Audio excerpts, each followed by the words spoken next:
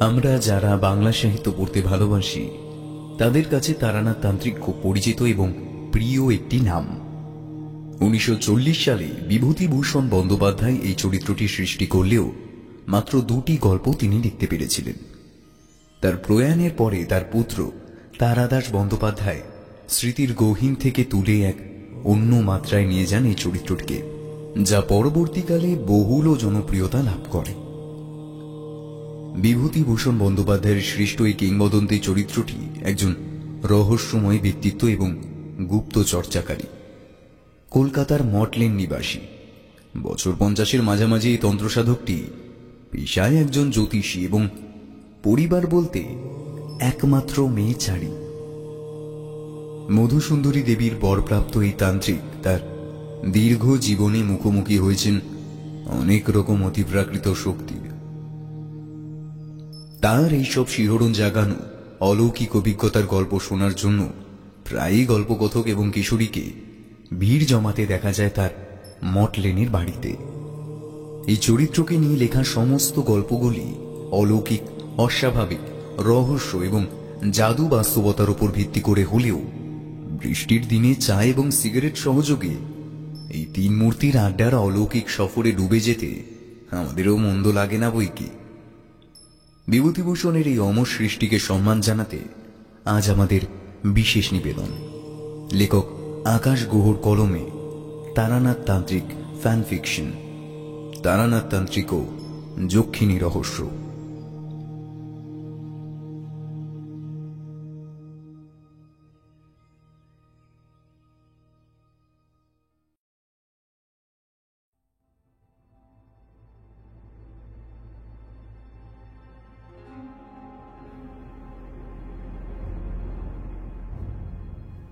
আপনারা হয়তো অনেকেই জানেন, বহু শতাব্দী প্রাচীন সনাতন ধর্মের অন্যতম রূপ পরিবর্তনকারী অশরীরীর নাম হল যক্ষ, আর এই যক্ষীর স্ত্রীলিঙ্গকে বলে যক্ষিণী। প্রাচীন সনাতন ও বৌদ্ধ উভয় ধর্মেই রয়েছে যক্ষ আর যক্ষিণীর বিস্তারিত বর্ণনা। মনে করা হয় যে যক্ষই যখন মোহময়ী নারীর রূপ ধারণ করে তখন তাকে যক্ষিণী বলে অভিহিত করা হয়।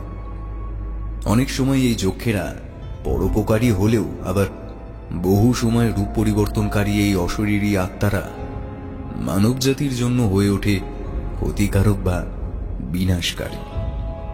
রূপ পরিবর্তনকারী এই প্রেতাত্মাদের দেখা মেলে পরিত্যক্ত জলাশয়ের বা কুয়োর গভীরে, গাছপালা আর ঝোপঝাড় আবৃত ঘন অরণ্য প্রান্তরে, উর্বর চাষের জমির মধ্যে, প্রত্যন্ত পাহাড়ি অঞ্চলে এবং পরিত্যক্ত কেল্লা বা মন্দির বা রাজপ্রাসাদের তলদেশে অবস্থিত গুপ্ত পাতাল কক্ষে লুকায়িত রত্ন ভাণ্ডারের কক্ষে।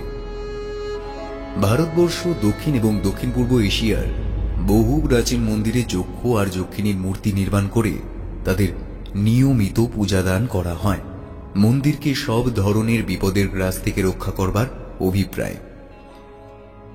হিন্দু ধর্মে 36 প্রকার, বৌদ্ধ ধর্মে 70 প্রকার এবং জৈন ধর্মে মোট 24 প্রকার যক্ষ ও যক্ষিণীর উল্লেখ পাওয়া যায়।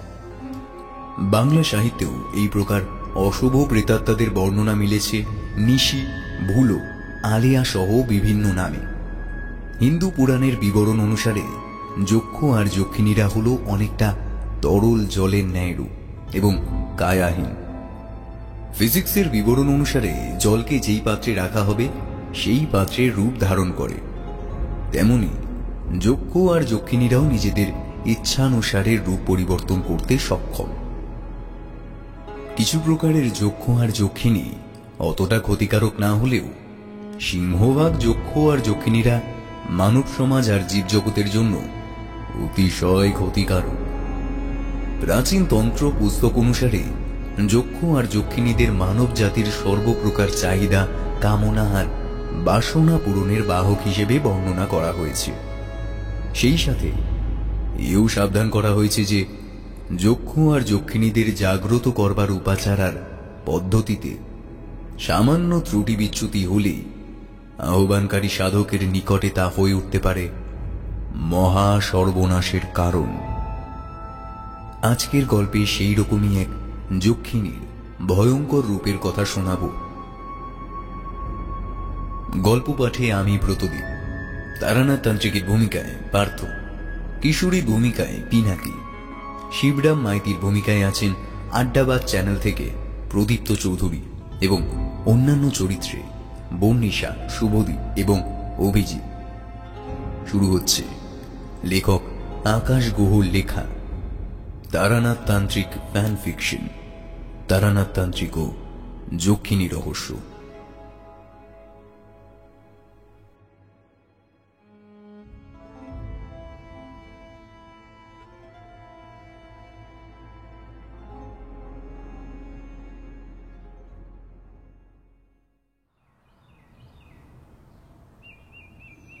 ভাদ্র মাসের প্রায় শেষের দিকে শরতের নীল আকাশে জ্বলন্ত সূর্য, তুলোর মতো সাদা মেঘ থাকার কথা, কিন্তু সকাল থেকেই কেমন যেন ভার হয়ে রয়েছে। ঠিক দুপুরের দিকে নামলো তেড়ে বৃষ্টি। ভাগ্যক্রমে আজ একটা সরকারি ছুটি পাওয়া গেছে। এমন ভিজে দিনে বাড়িতে মন টেকে। তারানাথের মজলিসে যাওয়ার জন্য অনেকক্ষণ থেকেই মনটা আকুপাকু করছিল। বিকেলে বৃষ্টিটা একটু ধরে আসতে একখানা ছাতা নিয়ে বেরিয়ে পড়লাম মঠ লেনের উদ্দেশ্যে। ট্রাম থেকে নেমে সবে একটু হেঁটে গলির মুখে এগিয়েছি, আবার এলো বৃষ্টি, সঙ্গে মাতাল করা হাওয়া। ছাতাটা এই ওড়ে কি সেই ওড়ে। দৌড়ে গিয়ে দাঁড়ালাম গলির মুখের ওই বিখ্যাত তেলে ভাজার দোকানটায়। প্রায় আধ ঘন্টা পর বৃষ্টি থামল। ততক্ষণে সন্ধে হয়ে গিয়েছে। তেলে ভাজার দোকান থেকেই ফুলুরি আর পাশের দোকান থেকে এক প্যাকেট পাসিং শো দক্ষিণা নিয়ে সোজা হাজির হলাম তারানাথের দরবারে। বাইরে একজোড়া জুতো এবং একটি ছাতা দেখে বুঝলাম কিশোরী সেন ইতিমধ্যেই উপস্থিত হয়েছে। বৃষ্টি হলে কারোর বাবার সাধ্য নেই আমাকে এবং কিশোরীকে এখানে আসা থেকে আটকায়। বসার ঘর থেকে কিশোরী এবং তারানাথের কথোপকথন বাইরে অবধি ভেসে আসছে। আমি জল ঝাড়তে ঝাড়তে ভেতরে ঢুকতেই তক্ত পোষে বসা তারানাথ উঠে দাঁড়ালো। আরে এসো এসো, এ হে হে, একেবারে আপাদমস্তক ভিজে গিয়েছো দেখছি। দাঁড়াও দাঁড়াও, একটা গামছা এনে দিই। এই বলে তারানাথ ব্যস্ত হয়ে ভেতরের দিকে চলে গেল। আমি সত্যি সত্যি ছাতা থাকা সত্ত্বেও কাকের মতো ভিজেছি। বাইরে যা হাওয়া। তারানাথের ঘরেও দেখলাম দরজা জানলা বন্ধ করে রাখা হয়েছে। কিশোরী বলল, কি হে, আজ তোমার এত দেরি যে? আর বলো না, বাইরে যা বৃষ্টি। পৌঁছে গিয়েছি অনেকক্ষণ আগেই, ওই মোড়ের মাথায় দাঁড়িয়েছিলাম। চলো সিগারেট খেয়ে আসি। আমরা উঠে বাইরে চলে গেলাম। তারানাথের সামনে বা ঘরের মধ্যে আমরা সিগারেট খাই না। বাইরে এখনো সেই মাতাল হাওয়া। দুটো সিগারেট জ্বালাতে প্রায় 4-5টা কাঠি নষ্ট করলাম। খানিক পরে একটা উপস্থিতি জ্ঞাপক কাশির শব্দ শুনে বুঝলাম তারানাথ ঘরে ঢুকেছে। আমরাও ফিরে এলাম ঘরে। একেবারে চা বলে এলুম, বুঝলে, ওই আদা দিয়ে বানাতে বলেছি। তারপর আমার দিকে তাকিয়ে হাতে ধরা গামছাটা এগিয়ে দিয়ে তারানাথ বলল, বিশেষ করে তোমার জন্য, যেভাবে ভিজেছ। নাও নাও, গামছা দিয়ে মাথাটা মুছে নাও। তক্ত বসে আরাম করে বসলো তারানাথ। পাসিং শোর প্যাকেটটা এগিয়ে দিলাম। একটা সিগারেট বের করে ধরিয়ে তৃপ্ত মুখে ধোঁয়া ছাড়ল বেশ খানিকটা। বাইরে বৃষ্টিটা আবার বেড়েছে। বন্ধ ঘরে বাইরে থেকে ভেসে আসা বৃষ্টির চাপা শব্দ এক মোহময় পরিবেশ তৈরি করেছে। তারানাথের সাথে আমরা গল্প করছি বটেই, কিন্তু সেসব নিছকই টুকটাক সাংসারিক কথাবার্তা। এমন পরিবেশে এসব কথা কার ভালো লাগে? তারানাথকে খুঁচিয়ে গল্প বের করার কাজটা কিশোরী সেন সবচেয়ে ভালো পারে। ওর উসকুস করাটা অনেকক্ষণ থেকেই দেখছি। এবার মুখের উপর বলেই বসলো, তো চক্রবর্তী মশাই, এমন একটা জম্পের সন্ধে একখানা সরেস গল্প হবে না? সিগারেটে একটা বড় টান দিয়ে আরামে চোখ বুজে তারানাথ বলল, গল্প নয়, গল্প নয়, সবই সত্যি। কত অলৌকিক ঘটনা ঘটেছে আমার এত বছরের সাধন জীবনে। ওসবের গভীর তাৎপর্য আছে, তোমরা ওসব বুঝবে না। তোমাদের কাছে ওগুলো নিছক গল্পই। যাই হোক, তোমরা বৃষ্টির মধ্যে জল কাদা ভেঙে আমার কাছে এসেছো এসব অদ্ভুতুরে ঘটনা শুনবে বলে। তোমাদের হতাশ করব না। ইতিমধ্যেই চারি এসে 3 পেয়ালা চা আর গরম গরম ফুলুরি নামিয়ে রেখে গেল। তারানাথ চায়ে এক চুমুক দিয়ে চোখ বুজে কিছুক্ষণ বসে রইল, অর্থাৎ সে মনে মনে গল্পটা গুছিয়ে নিচ্ছে। বহুকাল যাবৎ এখানে আসার কারণে এসব লক্ষণ আমরা ভালোই বুঝি। গল্প বেরিয়ে আসছে দেখে আমরা দুজনেই টান টান হয়ে বসলাম। তারানাথ শুরু করল।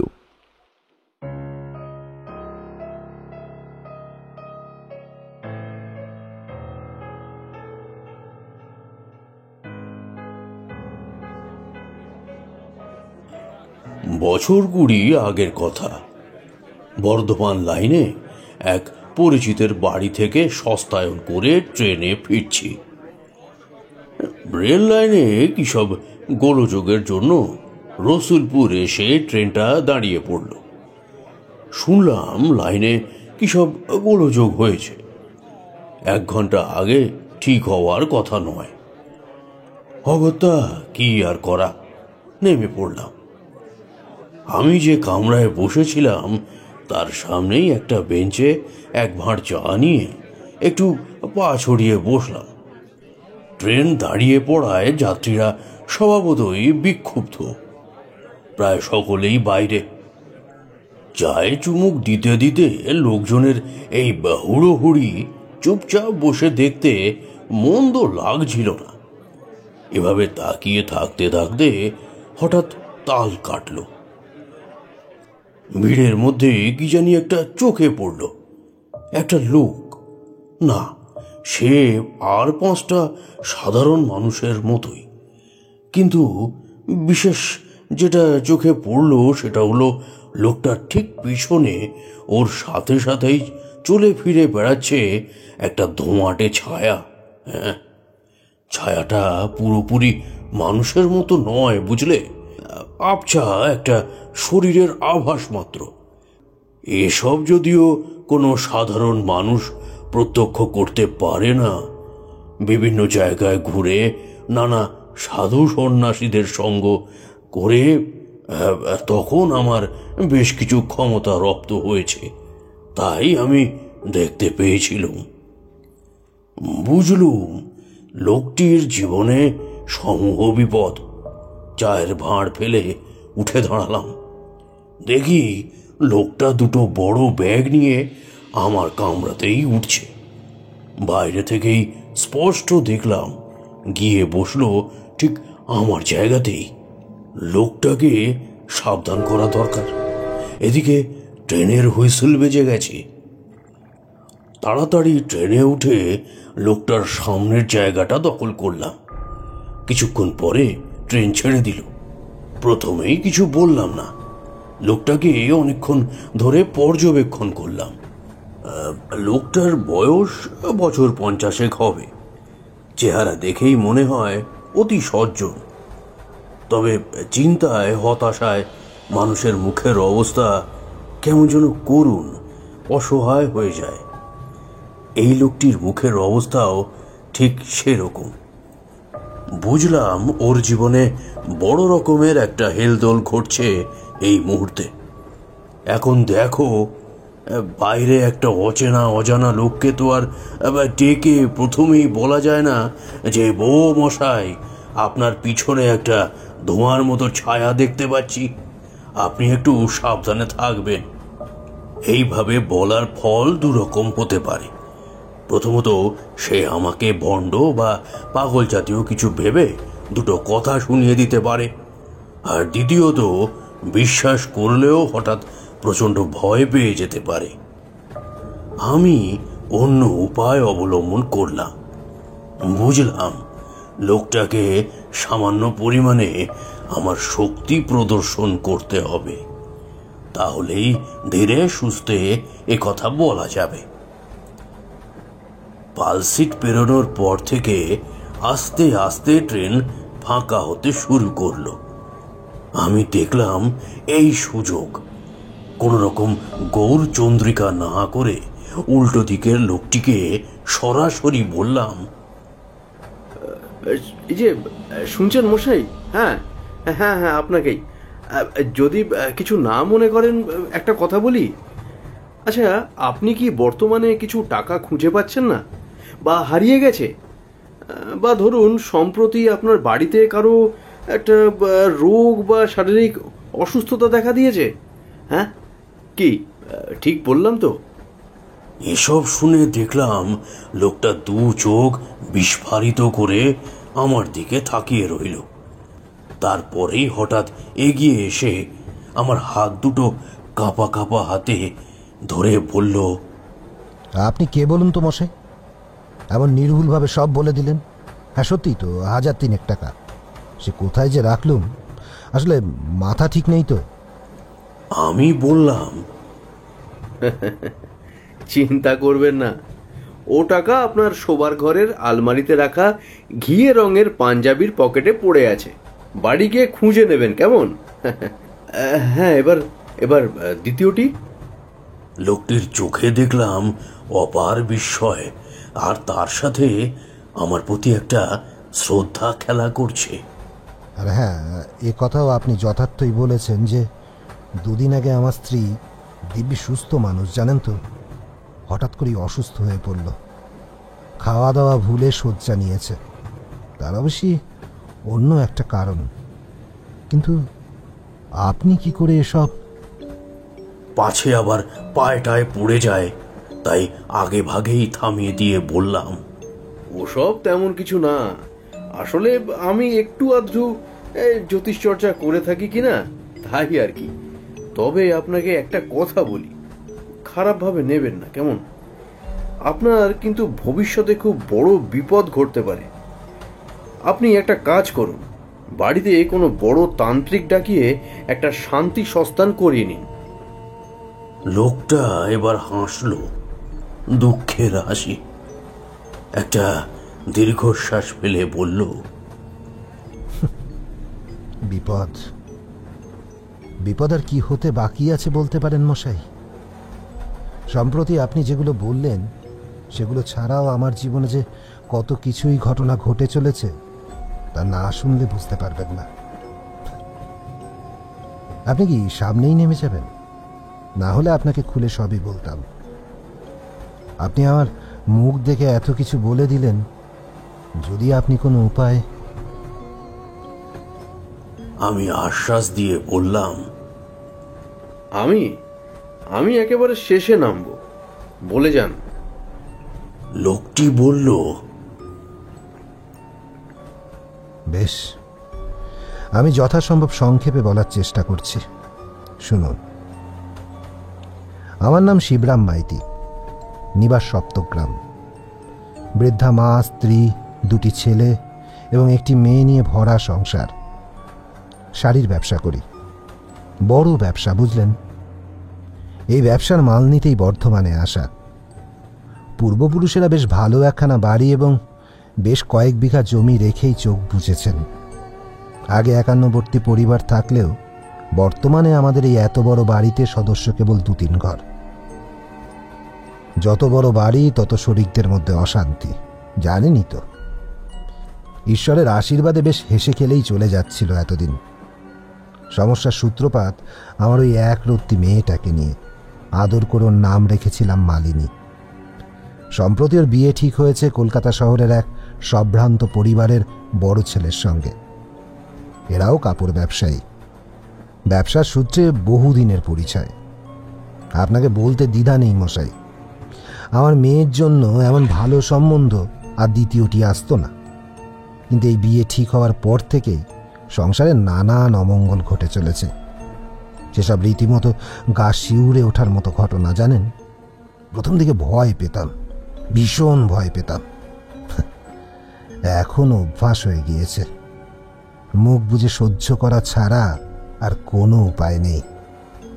মশাই বিশ্বাস করুন, আমার মেয়ে কোশ্চিনকালেও পাগল ছিল না, কিন্তু ও যা আচরণ শুরু করেছে কয়েকদিন ধরে, তাতে পাড়ার লোক কেন, আমার বাড়ির মধ্যে কানাঘুষো উঠেছে আমার মেয়ে নাকি বদ্ধ উন্মাদ। অলক্ষণে কথা কি জানেন, দিনের বেলা আমার মেয়েটা রা অবধি কাড়ে না। ও এমনি খুবই শান্ত স্বভাবের, 10টা জিজ্ঞাসা করলে একটা উত্তর দেয়। সেই মেয়ে কেমন যেন অচেনা হয়ে যাচ্ছে দিন দিন, জানেন।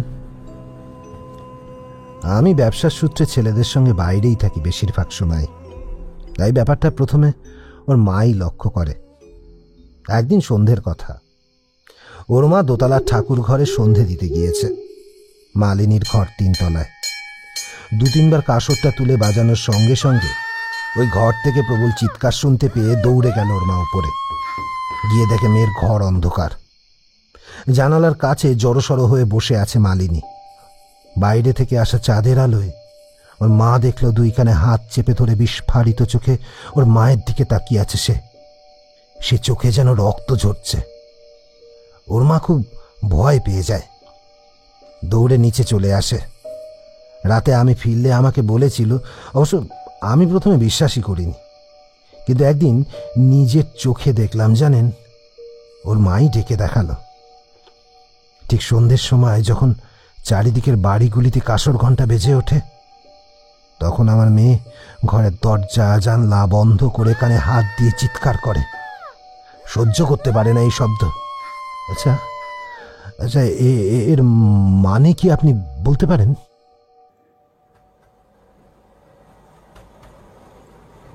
শিবরাম থামে। আমার মুখের দিকে জিজ্ঞাসু দৃষ্টিতে তাকিয়ে রয়েছে সে। আমি ততক্ষণে অনেক কিছুই বুঝতে পেরেছি। মুখে বললাম, আপনি বলে যান। আচ্ছা, আর এমন কোনো ঘটনা হয়েছিল কি? এ তো গেল সূত্রপাত। আর একদিন রাত্রে, তখনও গভীর রাত, বুঝলেন। আমার বড় ছেলে কানুরাম ঘুম ভেঙে গিয়ে জল তেষ্টা পাওয়ার জন্য জল আনতে উঠেছিল। মালিনীর ঘরে 2 ঘর পরেই ওর ঘর। মালিনী ঘর পেরিয়ে নিচে হেসেলের দিকে যাওয়ার সময় ও দেখে ঘরের দরজা এত রাতে হাঁ করে খোলা, ভিতরে ঘুটঘুটে অন্ধকার। কি করবে ভাবছে, হঠাৎ করে তার ঢুকে পড়া যায় না। তখনই হঠাৎ সামনের সিঁড়িতে ভারী নূপুরের শব্দ শুনতে পায় ও।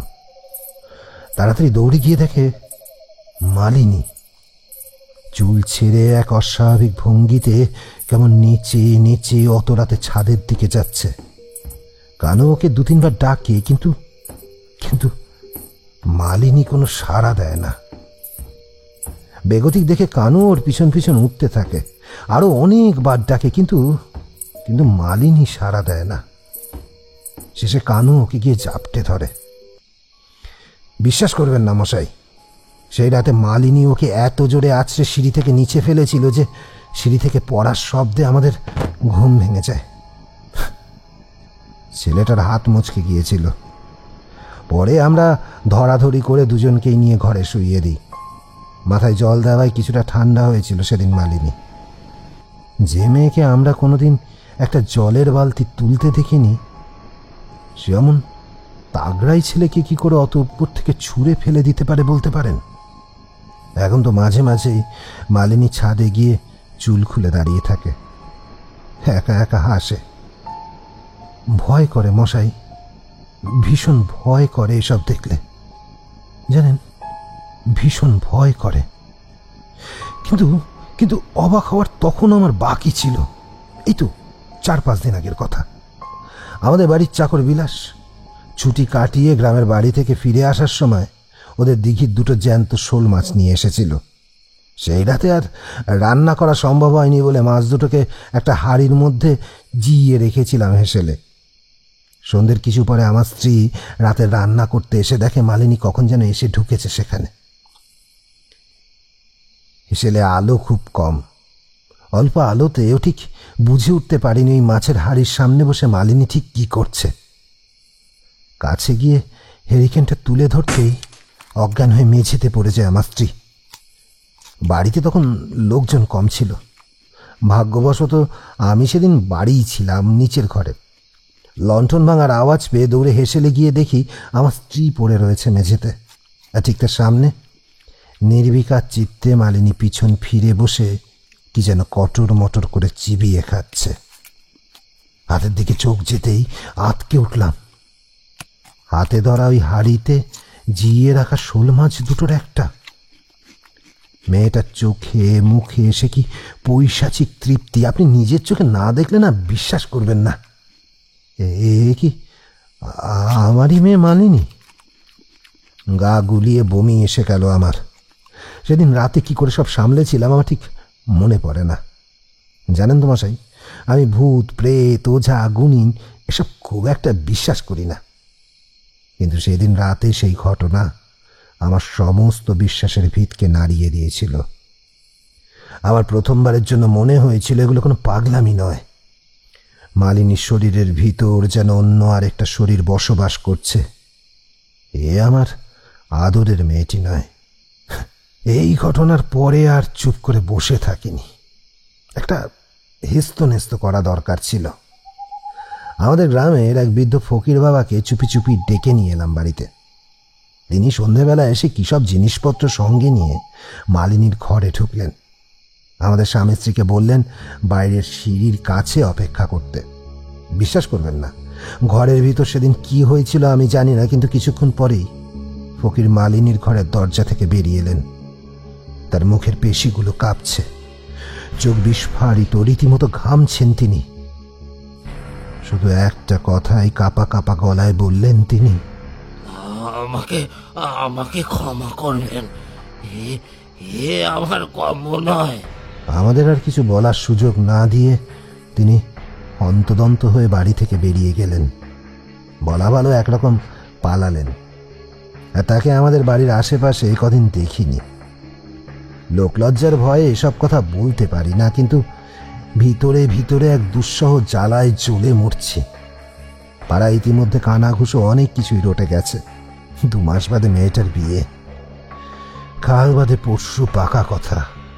আচ্ছা, বরপক্ষের কানে যদি কোনোভাবে এসব কথা গিয়ে পৌঁছয়, আমার মেয়েটা রক্ষা হবে? হবে না মশাই, হবে না। বলতে বলতে গলার স্বর ভিজে যায় শিবরামের। চোখের কোণায় চিকচিক করে ওঠে জল। আমি ততক্ষণে যা বোঝার অনেকটাই বুঝতে পেরেছি।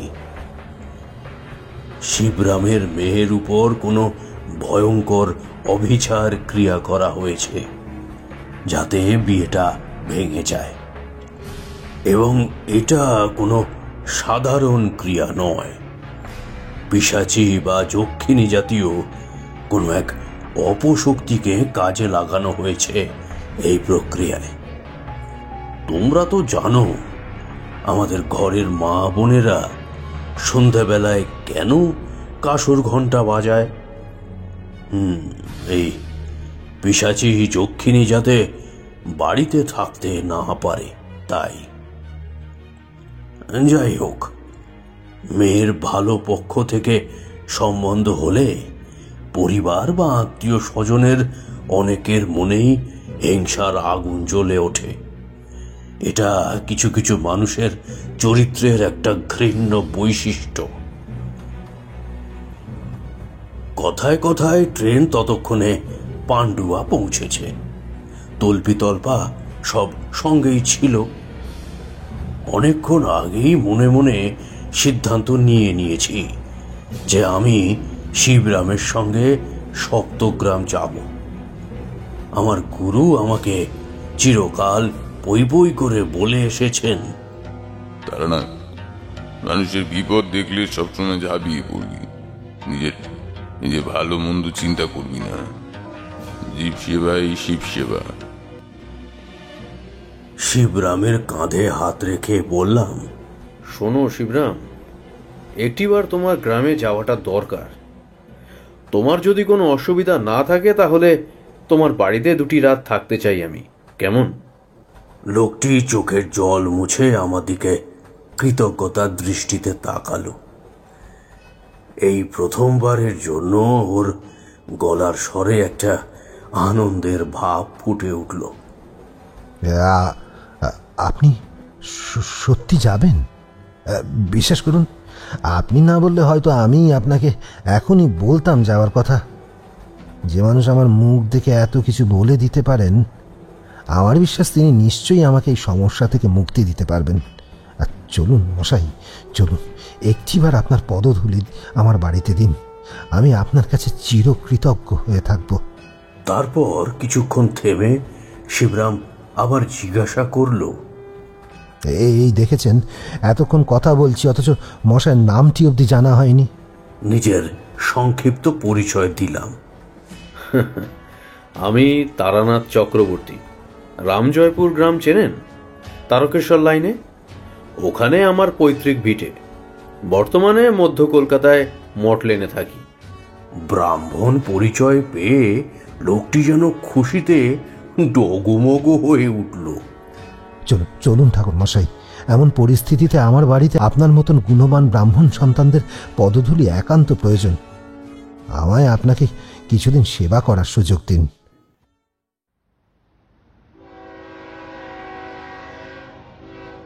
ট্রেন যখন সপ্তগ্রামে থামল তখন সূর্যদেব পাটে বসেছেন। স্টেশন থেকে পায়ে হেঁটেই পৌঁছানো যায় শিবরাম মাইতির বাড়ি। সে একখানা বাড়ি বটে। প্রতিটি কোণায় আলো জ্বলে উঠলে নিঃসন্দেহে প্রাসাদ বলে চালিয়ে দেওয়া যায়। শিবরামের কথাই ঠিক, এত বড় বাড়িটায় লোকজন বড় কম, ফলে প্রাণের স্পন্দন নেই তেমন। আর তাছাড়া তোমরা তো জানোই, মধুসুন্দরী দেবীর কৃপায় কোনো স্থানে কোনো খারাপ অপশক্তির উপস্থিতি আমি খুব ভালোভাবেই টের পাই। বাড়িতে ঢুকেই চারিদিকে বাতাসটা কেমন ভারী মনে হলো। তার সাথে নাকে এসে ঝাপটা মারল একটা পচা পচা গন্ধ। পুকুর বা ডোবাতে গবাদি পশু মরে পচে থাকলে ওই জলাশয়ের ধারে কাছের পরিবেশে যেমন দম বন্ধ করা গন্ধ পাওয়া যায়, ঠিক সেরকম।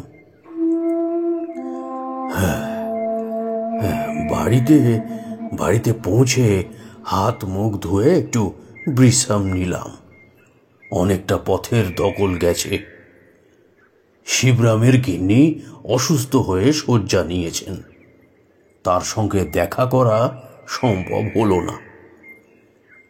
দেখা করার দরকার ছিল মালিনীর ব্যাপারে কিছু কথা জানার জন্য।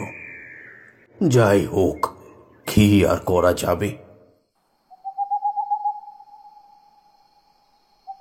সন্ধ্যা গড়িয়ে গেলে শিবরামকে বললাম যে আমি একটিবার মালিনীর সাথে দেখা করতে চাই। এক বাক্যে রাজি হলো শিবরাম। সে আমাকে নিয়ে গেল দোতলায় মালিনীর ঘরে। কিন্তু শত ডাকাডাকিতেও মালিনী একটিবারের জন্য দরজা খুলল না, দেখা করতে চাইল না আমার সঙ্গে। প্রথমেই বাধা। ভেতর থেকে জানিয়ে দিল তার শরীর খারাপ, সে বাইরে বেরোতে পারবে না, তাকে যেন সময় মতো খাবারটি পৌঁছে দেওয়া হয়। অতি মিষ্ট সেই কণ্ঠস্বর। অগত্যা কি আর করা যাবে। বুঝলাম আমার মুখোমুখি না হওয়ার এটা মোক্ষম উপায় ফেঁদেছে সে। মালিনীর ভেতরে বসবাসকারী সেই অপশক্তি বুঝে গেছে তাকে প্রতিরোধ করার জন্য কেউ এসেছে। আমি সাবধান হয়ে গেলাম। গুরুর দেওয়া দেহবন্ধন মন্ত্র দিয়ে নিজেকে সুরক্ষিত করে নিলাম।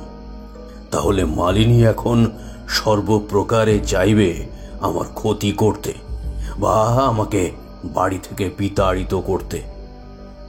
সেদিন রাত এবং পরের পুরো দিন একদম নির্বিঘ্নে কাটল, কোনো উৎপাত নেই।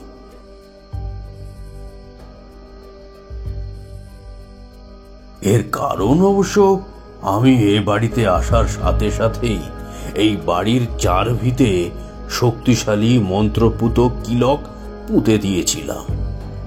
যত বড়ই অপশক্তি হোক না কেন, আস্ফালন অনেকটাই কমে যাবে। এই 1.5 দিনে আমি মালিনীকে একটি বারের জন্য দেখিনি।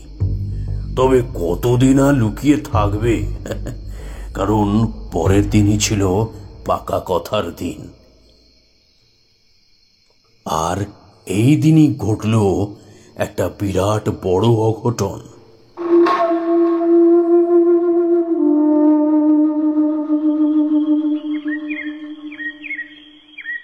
সন্ধ্যার একটু আগে বাগানে পায়চারি করে বেড়াচ্ছি, হঠাৎ একটা অদ্ভুত ঘটনা ঘটল। দেখলাম কোত্থেকে একটা কালো কুকুর এসে ওই মন্ত্রপুত কিলকগুলো যেখানে পুঁতেছি সেই জায়গাটায় থাবা দিয়ে খুঁড়ছে। কুকুরটাকে তাড়া দিলাম, কিন্তু আমি দেখার অনেকক্ষণ আগেই কিলক উঠিয়ে কোথায় যেন ফেলে দিয়েছে কুকুরটা। ঘটনাটা একটা ঘোর অমঙ্গলের বার্তা নিয়ে এলো আমার কাছে। বুঝলাম কিছু একটা ঘটতে চলেছে। হ্যাঁ, ঘটল তাই। ঠিক সন্ধ্যা 7টা নাগাদ পাত্রপক্ষের লোকজন এসে হাজির। পাত্র বাদে মোটামুটি বাড়ির সকলেই চলে এসেছেন। বৈঠকখানায় অতিথি আপ্যায়নের ব্যবস্থা। হেসেলে মেয়ে মানুষেরা জল খাবার করতে ব্যস্ত। আমি সকলের সাথে গিয়ে বাড়ির বড় বৈঠকখানায় বসলাম। বাড়ির মেয়ে মানুষরা মাঝে মাঝে পর্দার আড়াল থেকে বেরিয়ে এসে লুচিটা মিষ্টিটা রেখে যাচ্ছে। পাত্রপক্ষের লোকজনের মতো আমিও উদ্গ্রীব হয়ে আছি মালিনীকে দেখার জন্য। শিবরাম এসে পরিচয় করিয়ে দিল। ঠাকুরমশাই, ইনি হচ্ছেন রামদুলাল সাহা, পাত্রের বাবা। ভদ্রলোক বেশ মিশুকে। ছেলের বাবা হিসেবে আলাদা কোনো অহংকার নেই। আমায় হাত তুলে নমস্কার জানালেন। প্রতি নমস্কার করার জন্য হাত তুলতেই দেখি দরজার কাছে একদল মেয়ে মানুষের ভিড়। তাদের মাঝখানে একটি ময়ূর নীল বেনারসি পরে এক হাত ঘোমটা টানা একটি মেয়ে। বুঝলাম এটি মালিনী। ওকে নিয়ে এসে বসানো হলো বরপক্ষের উল্টো দিকের গদিতে। বেশ সুন্দর বাতাবরণ তৈরি হয়েছে ঘরের মধ্যে। পাকা কথা হবে, উপস্থিত মুখগুলি বেশ হাসি খুশি। ঠিক এই সময় একটা অপ্রত্যাশিত ঘটনা ঘটে গেল।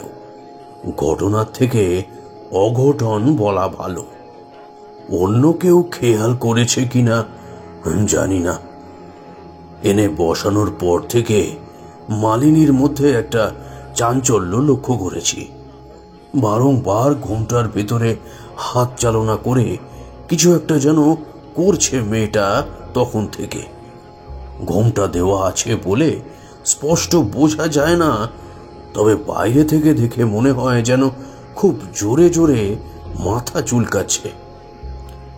গুছিয়ে বেঁধে রাখা চুল খুলে গেল নাকি? পাত্রপক্ষের সামনে এ এক বিরাট অপমান হবে। আমার কেন জানি না মনে হলো এই মুহূর্তটায় কিছু একটা ঠিক হচ্ছে না, কিছু একটা যেন ঘটতে চলেছে। তখনই খেয়াল করলাম বাতাসে আবার সেই পচা পচা গন্ধটা বেড়ে উঠেছে। মালিনীর দিকে তাকিয়ে থাকতে থাকতে আমার মুখখানা গম্ভীর হয়ে গেল। সর্বনাশ! কতগুলো অঘটন পরপর চোখের সামনে ঘটে গেল। পাত্রর বাবা রামদুলাল বাড়ির মেয়েদের অনুরোধ করলেন এবার মালিনীর মুখ দেখানোর জন্য। মালিনীকে ঘিরে থাকা মেয়েরা ওর ঘোমটার আচ্ছাদন সরিয়ে দিতেই ঘরে উপস্থিত সকলের চোখ বিস্ফারিত হয়ে গেল। এমনকি আমি তারানাথ চক্রবর্তী জীবনে এত বিভীষিকা দেখেছি, সেই আমারও হৃৎপিণ্ড গলার কাছে উঠে এলো। হায় হায় ভগবান, এ কি মালিনী! 2 হাত দিয়ে মাথার চুলগুলো খাবলে খাবলে ছিঁড়ে তুলছে সে। কোলের উপর দলা দলা হয়ে পড়ছে গোছা গোছা চুল। প্রায় নেড়া হয়ে আসা মাথায় চাপ চাপ রক্ত ছাড়া আর কিচ্ছু নেই। চোখ উল্টে সাদা হয়ে গিয়েছে ওর। কি ভয়ঙ্কর, কি বিকৃত ভঙ্গিতে দাঁত দিয়ে ঠোঁট দুটো চেপে ধরেছে। ওই দৃশ্য সহ্য করা যায় না। ঘরে উপস্থিত মেয়েরা সমস্বরে চিৎকার করে উঠল। শিবরাম পাথরের মূর্তির মতো দাঁড়িয়ে, ওর চোখে যেন কোনো প্রাণ নেই। এক ঘর ভর্তি লোকের সামনে অঙ্গ থেকে শাড়ি খসে পড়েছে মালিনীর। কিছু তফাতে দাঁড়িয়ে থাকা দুজন মেয়ে মানুষ এসে ওকে দু হাতে চাপড়ে ধরল, কিন্তু সে কি শক্তি মালিনীর! অমন দশাশয়ী চেহারার দুজন মেয়ে মানুষও ওকে ধরে রাখতে পারছে না। সে কি বিশৃঙ্খলা!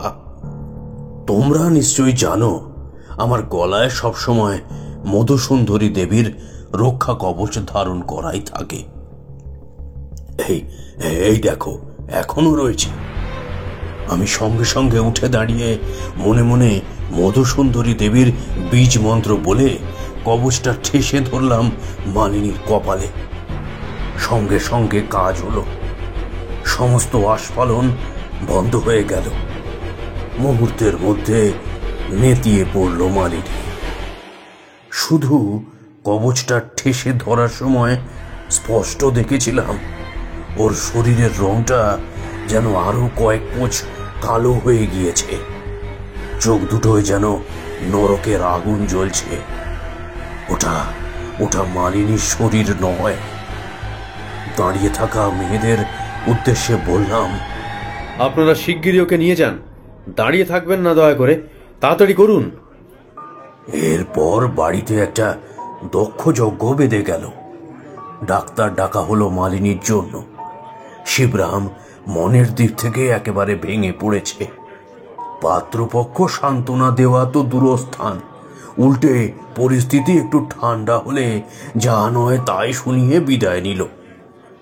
যে রামদুলাল বাবুকে এত ভালো ভেবেছিলাম, সেই লোকই বলে গেলেন এহেন উন্মাদের সঙ্গে তার ছেলের বিয়ে হবে না। মালিনীর বিয়েটা সত্যি ভেঙে গেল। যে এই ঘৃণ্য অবিচার ক্রিয়া করে থাকুক, তার উদ্দেশ্য সফল হয়েছে। মালিনীর এই অবস্থা দেখে আমার মন ভিজে গিয়েছিল। চারির মুখটা মনে পড়ছিল বারবার, জানো। দাঁতে দাঁত চেপে শপথ নিলাম, শত্রুকে খুঁজে বের করবই এবং মালিনীকে সুবিচার দেব আমি।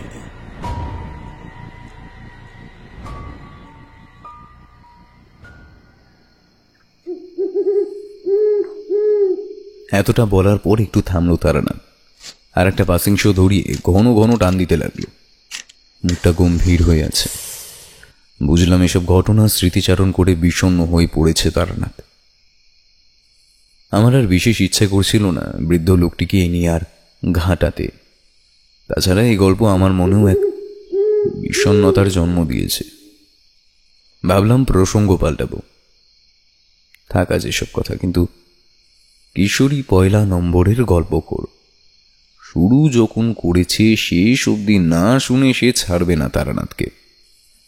তারানাথ চুপ থাকতে দেখে বলে উঠল, আচ্ছা ঠাকুরমশাই, বললেন না তো মালিনীর মধ্যে আপনি কোন অপশক্তিকে দেখতে পেয়েছিলেন? কিসে ভর করেছিল মালিনীকে? কি সব যক্ষিণী টক্ষিণীর কথা বলছিলেন আপনি? তারানাথ একটা অন্যমনস্ক অবস্থা থেকে বাস্তব জগতে ফিরে এলো যেন। সিগারেটের অবশিষ্টাংশ নারকেলের মালায় ফেলে দিয়ে কিশোরীর কথার সরাসরি কোনো জবাব না দিয়ে বলল, তা কি যেন বলছিলাম? ও হ্যাঁ, শোনো। তারপর সেই মধুসুন্দরী দেবীর কবচটা ওর কপালে ঠেকানোর সময় মুহূর্তের ভগ্নাংশের জন্য যে ভয়ঙ্কর নারী মূর্তি আমি দেখেছিলাম, তাকে চিনতে আমি ভুল করিনি। ও হচ্ছে যক্ষিণী, বেতালি যক্ষিণী। তোমরা ডামরতন্ত্রের নাম তো আমার মুখে বহুবার শুনেছ। এই ডামরতন্ত্রের অনেকগুলি ভাগ আছে। রুদ্র ডামর, দুর্গা ডামর, ভূত ডামর, সেই রকম একটি ভাগ হলো যক্ষ ডামর। এই যক্ষ ডামর তন্ত্রে বেতালী যক্ষিণীর সাধন পদ্ধতি উল্লেখ করা আছে। খুব প্রতিহিংসা পরায়ণ, ছলরাময়ী এবং কামুক স্বভাবের হয় এই যক্ষিণী। এর নামে অভিচার ক্রিয়া করা হলে যার নামে করা হয় তার নিস্তার পাওয়া খুব কঠিন। এমনিতেই যক্ষিণীরা খুব নিম্নমানের অপশক্তি। সাধনাকালীন সামান্য ত্রুটি বিচ্যুতি হলে এরা সাধকের প্রাণ অবধি কেড়ে নিতে ছাড়ে না। কিন্তু এখন কথা হচ্ছে, মালিনীর এত বড় সর্বনাশ কেই বা করতে যাবে? এতটুকু একটা মেয়ের কে আছে এমন শত্রু? উত্তর মিলেছিল সেই দিন রাতেই। যাই হোক, শোনো, বিভীষিকার তখনও অনেক কিছু বাকি ছিল। জানো তো, সেদিন সন্ধ্যার ঘটনাটার পর মনটা খুব খারাপ হয়ে গিয়েছিল। ডাক্তারবাবু মালিনীর মাথায় পট্টি লাগিয়ে দিয়েছেন। তারপর থেকে শুনেছি সে বিশ্রাম করছে। জানি না মেয়েটার কাছে কে রয়েছে এখন। প্রকৃতপক্ষে ওর সামনে থাকাটা এখন কারো পক্ষেই সুরক্ষিত নয়। মালিনী আর মালিনী নেই, যক্ষিণী এখন ওকে পুরোটাই পরিচালনা করছে।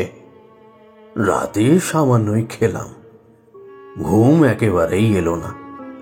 ও, তোমাদের হয়তো বলতে ভুলে গিয়েছি, দোতলায় মালিনীর ঘরের ঠিক 3-4টে ঘরের পরেই আমার থাকার ব্যবস্থা হয়েছিল। তখন অনেক রাত। ঘরের একটা জানলা খুলে একটা বিড়ি ধরিয়ে উদাস মনে বাইরের দিকে তাকিয়ে টানছিলাম। চারিদিক নিস্তব্ধ, সামনে পূর্ণিমা, বাইরে ভরা জোছনা। জানালা দিয়ে যতদূর দেখা যায় ততদূর বিছিয়ে রয়েছে চাঁদের আলোর রূপলি চাদর। হঠাৎ বাইরে কোথাও একটা দরজা খোলার আওয়াজ হলো। মালিনীর ঘরের দিক থেকেই আওয়াজটা এলো। বিড়ি টিড়ি ফেলে আমি অতি মাত্রায় সজাগ হয়ে উঠলাম। আস্তে আস্তে পা টিপে খাট থেকে উঠে গিয়ে কান পাতলাম দরজায়। নূপুরের একটা ছমছম শব্দ হচ্ছে। হ্যাঁ, মালিনী। এমন ভারী নূপুর মালিনী পরে সন্ধ্যাবেলায় খেয়াল করেছিলাম, কিন্তু ওর তো শরীর ভালো নয়। তবে ওই এত রাতে হেঁটে বেড়াচ্ছে কে? কথাটা মনে হতেই গায়ে কাঁটা দিয়ে উঠল। তবে কি ও ছাদের দিকে যাচ্ছে? হ্যাঁ, তাই তো। সিঁড়ির ঘরের দিকে নূপুরের শব্দ মিলিয়ে যাচ্ছে। দম বন্ধ করে অপেক্ষা করলাম শব্দটা পুরোপুরি মিলিয়ে যাওয়া অবধি। খুব সন্তর্পণে দরজা খুলে বাইরে বেরিয়ে এলাম। জ্যোৎস্না বারান্দাতে এসেও খেলা করছে। আধো আলো আধো অন্ধকারে এক মোহময়ী পরিবেশ সৃষ্টি হয়েছে। পা টিপে টিপে সিঁড়ির কাছে এসে দেখি আমার অনুমানই ঠিক। সিঁড়ি বেয়ে নূপুরের ঝমঝম শব্দ তুলে ছাদের দিকে উঠে যাচ্ছে একটা নারী মূর্তি। সে মালিনী নয়, কোনো মতেই নয়। মালিনীর গায়ের রং কনক চাঁপার মতো ফর্সা। চাঁদের আলোয় স্পষ্ট দেখতে পাচ্ছি এই মেয়েটির গায়ের রং আলকাত্রার মতো কালো। ঘন চুলের রাশি সারা শরীরের উপর ছড়িয়ে পড়ে সাপের মতো খেলা করছে। ওর পিছন পিছন আমিও চললাম, তবে লুকিয়ে। এই যক্ষিণী কি করতে চায় ছাদে রোজ? আমার মন বলছে এর পিছু নিলেই অনেক রহস্যের উদ্ঘাটন করা সম্ভব। সিঁড়ি দিয়ে উঠে এক পা দু পা করে ছাদের একেবারে শেষ প্রান্তের পাঁচিলে গিয়ে হেলান দিয়ে দাঁড়ালো সেই নারী মূর্তি। উন্মুক্ত চুলগুলিতে যেন প্রাণের সঞ্চার হয়েছে, সাপের ফণার মতো চতুর্দিকে বিস্তৃত হয়েছে তারা। কি উগ্র, কি বিভৎস সে মূর্তি! ছাদটা বেশ প্রশস্ত। আমার দিকে পিছন ফিরে দাঁড়িয়ে রয়েছে বেতালি যক্ষিণী। এই সুযোগে আস্তে আস্তে পা টিপে ছাদের এক কোনায় একটা জুৎসই জায়গায় ভালোভাবে গা ঢাকা দিয়ে দাঁড়ালাম। এখানে একটা জাম গাছের মাথা ছাদের উপর হুমড়ি খেয়ে পড়ে বেশ অন্ধকার তৈরি হয়েছে। এখান থেকে পুরো ছাদটা ভালোভাবে দেখা যায়। তবে এখানে লুকিয়ে থাকলে চট করে কাউকে দেখা সম্ভব নয়।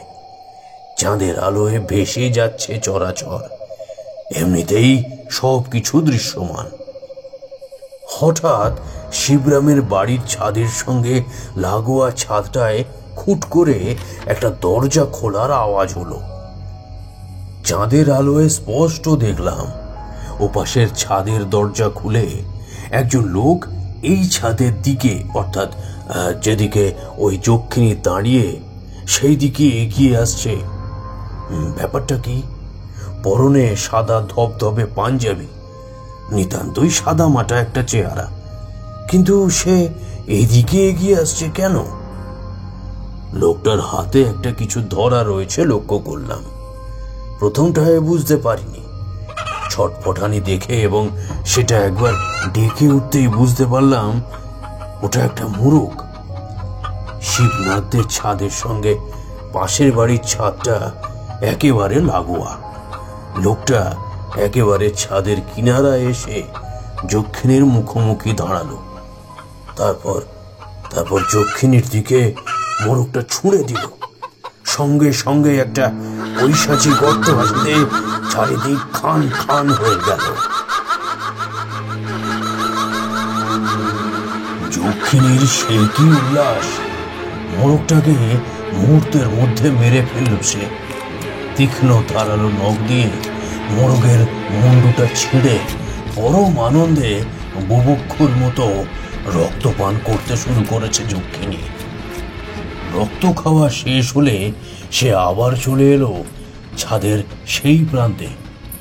আমাকে পাশ কাটিয়ে সিঁড়ি দিয়ে নেমে নিচে চলে গেল মালিনীর ঘরের দিকে। না, আমাকে সেই যক্ষিণী বা ওই লোকটি কেউই দেখতে পায়নি। দেখতে পাওয়ার কথাই নয়। লোকটি ততক্ষণ ছাদে দাঁড়িয়েছিল। আমি দেখলাম এই সুযোগ। সে ফেরার উদ্যোগ করতেই আমি আড়াল থেকে বেরিয়ে এলাম। লোকটিকে পিছন থেকে ডাক দিলাম, দাঁড়ান। লোকটি চমকে উঠে পিছনে তাকালো। কোন রকম ভনিতা না করে সরাসরি লোকটার চোখের দিকে তাকিয়ে এ ছাদে দাঁড়িয়ে প্রশ্ন করলাম, কেন করছেন এমন সর্বনাশ? কি ক্ষতি করেছে মালিনী আপনার? লোকটির চেহারা যতটাই সাদামাটা, কথাবার্তা ততোধিক রুক্ষ গোছের। সে আমাকে ব্যঙ্গের সুরে বলে উঠল, কে রে তুই? ও আচ্ছা আচ্ছা আচ্ছা, তাহলে তুই সেই মহান সাধক যে মালিনীকে বাঁচাতে এসেছে, তাই না?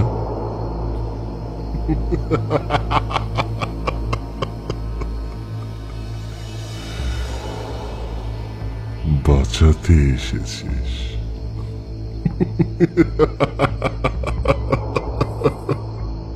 আমার যক্ষিণী ঠিক খবরই আমায় দিয়েছে। তবে শোন, এই প্রথম আর শেষবার তোকে বলছি,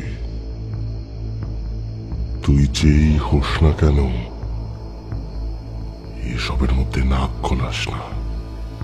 আর যা এইমাত্র দেখেছিস তা দুঃস্বপ্ন বলেই ভুলে যা, কেমন? তাতে তোরই ভালো হবে। আর না হলে কি করবেন? লোকটির ক্রোধ যেন এবার সপ্তমে চড়ল। কি, তোর এত বড় সাহস? তুই বিশ্বেশ্বর তান্ত্রিকের মুখের উপর কথা বলছিস? দেখ দেখ তোর কি অবস্থা করি আমি।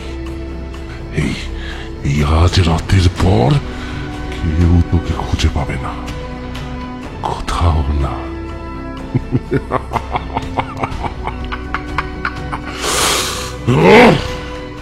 এই বলে লোকটি তার এক হাত উপরে তুলে কি যেন বিড়বিড় করে মন্ত্র পড়তে আরম্ভ করল।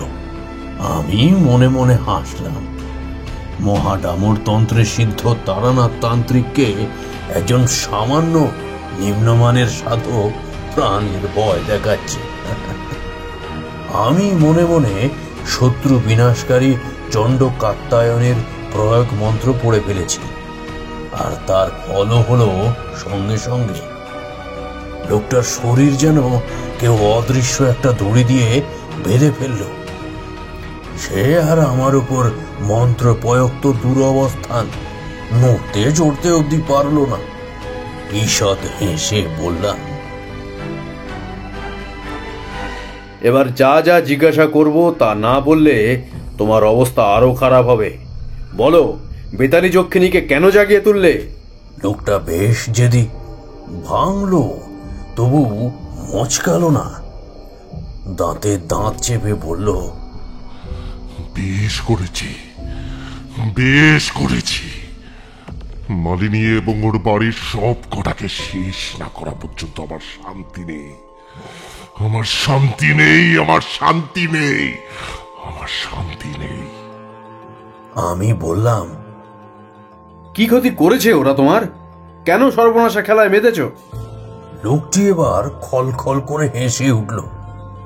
কিছুক্ষণ পর ওই বিশ্রী হাসিটা থামিয়ে বলল, ক্ষতি, ক্ষতি।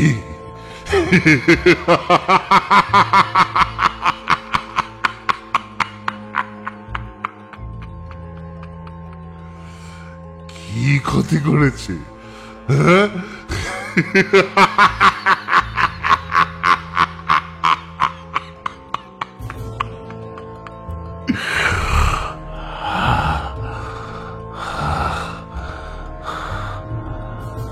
কোনো ক্ষতি করেনি বলছিস?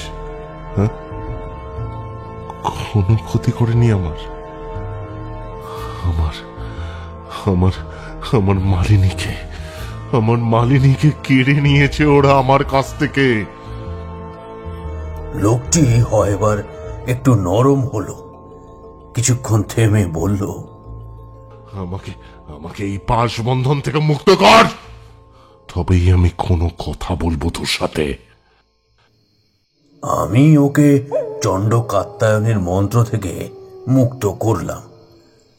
লোকটি বলতে শুরু করলো,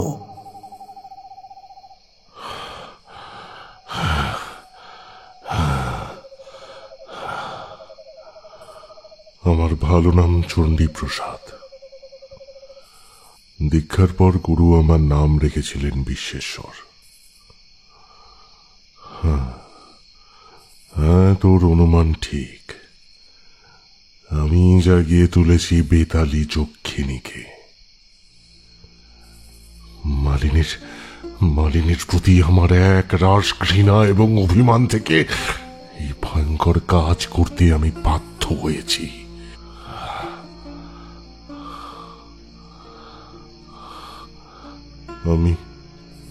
আমি যখন খুব ছোট তখনই আমার বাবা মা মারা যায়। এক বয়স্ক পিসির কাছে আমি মানুষ হই। আমার যখন 5 বছর বয়স তখন মালিনীর জন্ম হয়। মালিনী বড় হওয়ার সঙ্গে সঙ্গে আমিও হয়ে উঠি ওর খেলার সঙ্গী। প্রথম থেকে মালিনীকে বোনের চোখে দেখলেও পরবর্তীকালে ওর রূপ গুণে আমি মুগ্ধ হয়ে পড়ি। ছেলেবেলা থেকে মায়ের ভালোবাসা থেকে বঞ্চিত আমি। ভেবেছিলাম মালিনী আমার স্ত্রী এবং মা উভয় জায়গায় পূরণ করে দেবে। কিন্তু কিন্তু মালিনী আমাকে সেভাবে কোনো দিনও দেখেনি, তাই ওকে বোঝানো খুব কষ্টকর ছিল আমার কাছে। শেষমেশ একটা সহজ উপায় অবলম্বন করলাম। ওটাই ছিল আমার জীবনের সব থেকে বড় বোকামি। একদিন বিকেলবেলা ছাদের ঘরে ডেকে নিয়ে মালিনীকে আমার মনের কথা খুলে বলি, নিজের ভালোবাসা স্বীকার করি তার কাছে। হয়তো মালিনীর কাছে এটা অনেক বড় আঘাত ছিল। আমাকে সে নিজের বড় দাদার চোখেই দেখত। সেই আমার কাছ থেকেই এমন একটা প্রস্তাব পেয়ে একেবারে ভেঙে পড়েছিল মালিনী। কিন্তু আমি কি করব বলতো? আমি তোকে ভালোবেসে ফেলেছিলাম। আমার আর কোনো উপায় ছিল না। আমি খুব ভালোবাসতাম ওকে। আস্তে আস্তে আমার কাছ থেকে দূরে সরে যেতে থাকে মালিনী। যদিও বাড়ির কাউকে সে কথা জানায় না, আমিও কিন্তু ওইখানে থেমে থাকিনি। ভালোবাসার প্রত্যাখ্যান পেয়ে আমার মাথা খারাপ হয়ে যাওয়ার জোগাড় হয়েছিল তখন। ওকে না পাওয়ার অতৃপ্ত বাসনায় আমার মনে জ্বলে ওঠে কামনার আগুন। আমিও তো একজন মানুষ। হ্যাঁ, আমার ভিতরেও তো ষড়রিপু বর্তমান।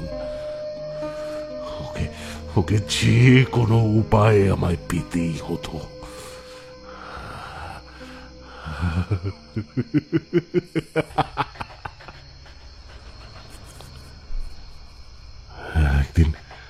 একদিন দুপুরে যখন বাড়ির সকলে ঘুমোচ্ছিল, মালিনী নিজের ঘরে সেলাইয়ের কাজ করছিল।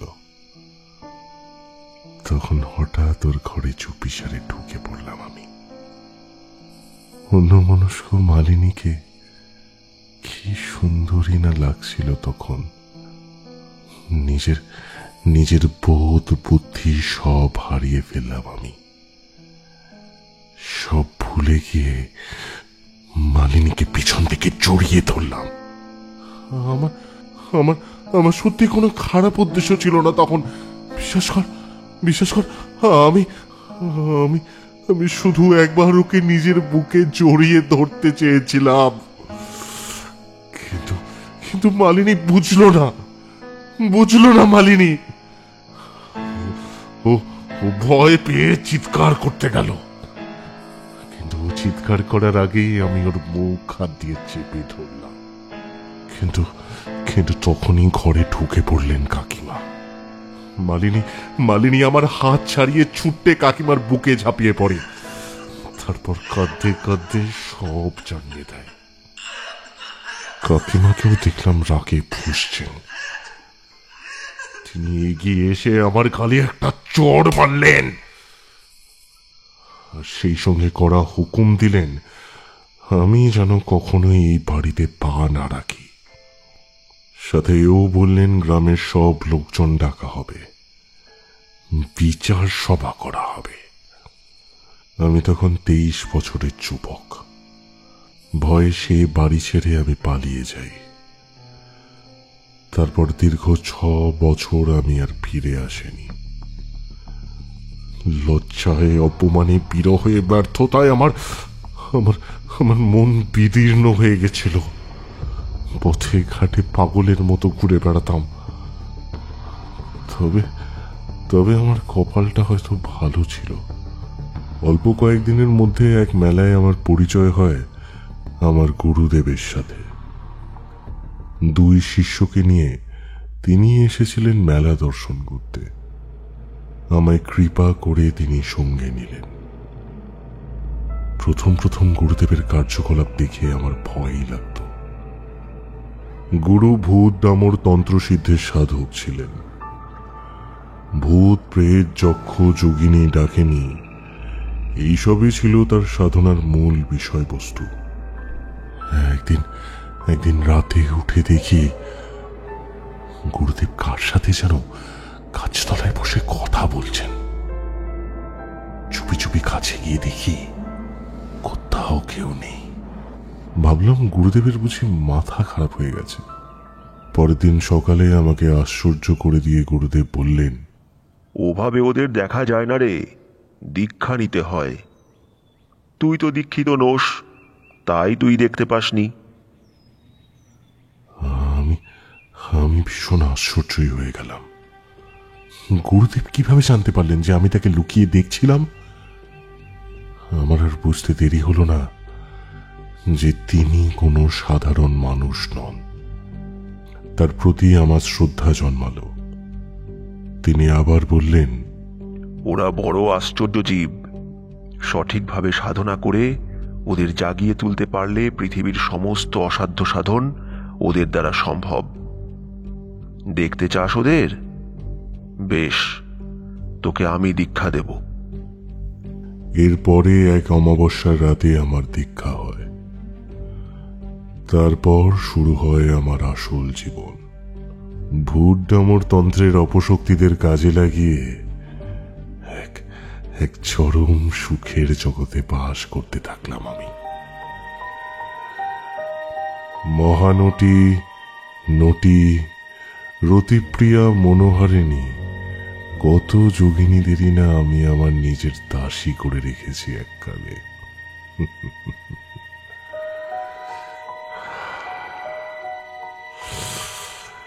তাদের সাথে কাটানো সেসব মুহূর্ত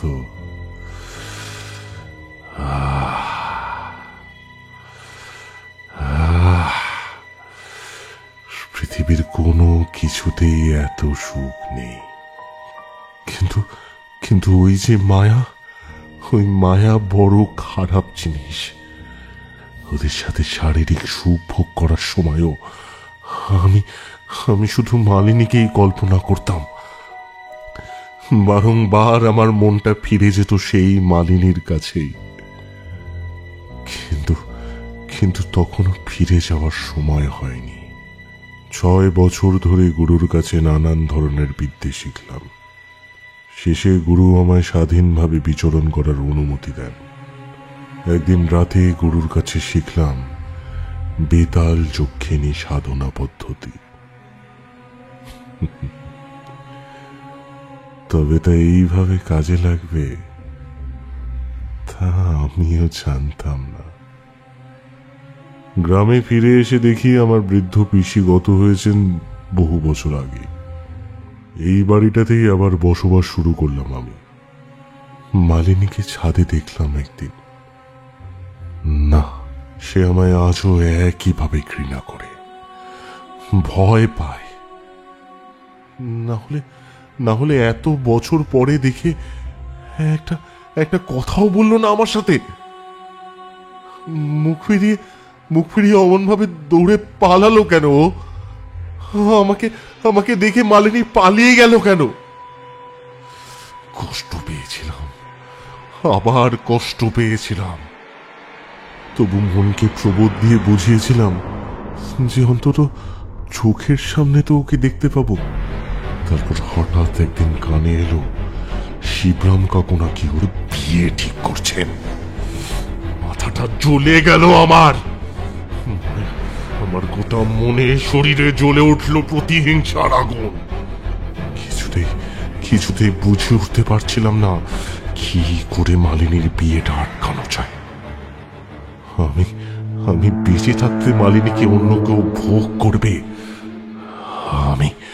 আমি তা হতে দিতে পারি না। কিছুতেই না। হঠাৎ মনে পড়ল বেতাল যক্ষিণীর কথা, গুরুর কাছে শেখা সেই মহাবিদ্যার কথা। ব্রহ্মাস্ত্র প্রয়োগ করলাম এবার। এক পক্ষকাল সাধনা করলাম বেতাল যক্ষিণী প্রাণ প্রতিষ্ঠা করলাম মালিনীর দেহে। যক্ষিণী আমায় কৃপা করলেন।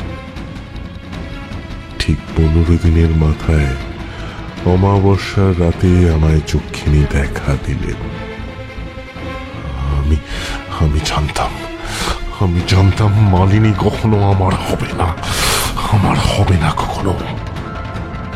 তাই একেবারেই এই মায়ার বন্ধন ছিন্ন করে দিতে চেয়েছিলাম। বেতাল যক্ষিণীকে নির্দেশ দিলাম মালিনী শহর পরিবারের প্রত্যেকটা সদস্যকে শেষ করে দেওয়ার জন্য। কাকিমার ওই ছোট্টা আমার তখনও মাথায় ছিল। সেই অপমান আমি আজও ভুলিনি আমি। উপরন্তু এই পরিবারটার জন্যই আমাকে বাড়ি ছাড়তে হয়েছিল। ছাড়বো না, কাউকে ছাড়বো না আমি, কাউকে না। সবটা শুনে আমি স্তম্ভিত হয়ে দাঁড়িয়ে রইলাম। সত্যি প্রতিহিংসা জিনিসটা যে কত ভয়ানক রূপ ধারণ করতে পারে তা এসব না শুনলে বিশ্বাস করা যায় না। আর ওই যে একটা কথা আছে না, সৎ সঙ্গে স্বর্গবাস, অসৎ সঙ্গে নরকবাস। সদ্গুরুর পাল্লায় পড়লে সাধকের যেমন ব্রহ্মজ্ঞান লাভ হয়, সেখানে এমন পাপাচারীর গুরুর পাল্লায় পড়লে যে মানুষ কত বড় ভণ্ড নিম্নমানের সাধক তৈরি হতে পারে তার প্রত্যক্ষ প্রমাণ এই বিশ্বেশ্বরের কথায় এবার হুঁশ ফিরিল। দেখি ওর মুখে খেলা করছে একটা শয়তানি হাসি।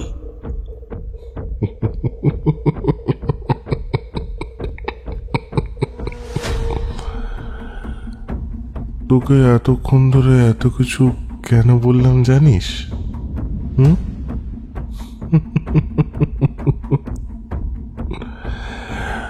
কারণ জানিস তো, কোনো কিছুর অতৃপ্ত বাসনা থাকলে তার আত্মা সদ্গতি পায় না। এই যে তোর সব ঘটনা জানার একটা অতৃপ্ত বাসনা ছিল, তা পূরণ করে দিলাম।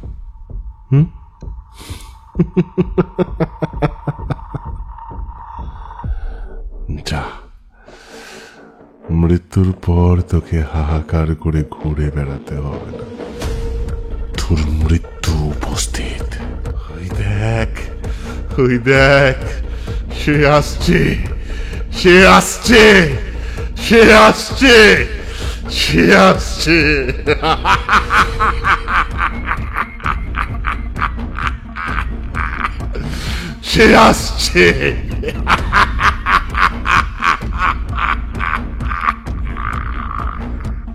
এই বলে আগের মতো বিশ্রী খলখল শব্দে হেসে উঠল বিশ্বেশ্বর।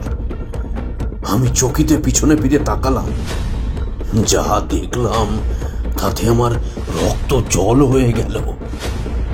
আমার ঠিক পিছনে কখন যেন এসে দাঁড়িয়েছে বেতালি যক্ষিণী। দীর্ঘাঙ্গী সেই কৃষ্ণকায় ছায়ামূর্তির প্রতিটা নিঃশ্বাস যেন আমার দেহে এসে পড়ছে।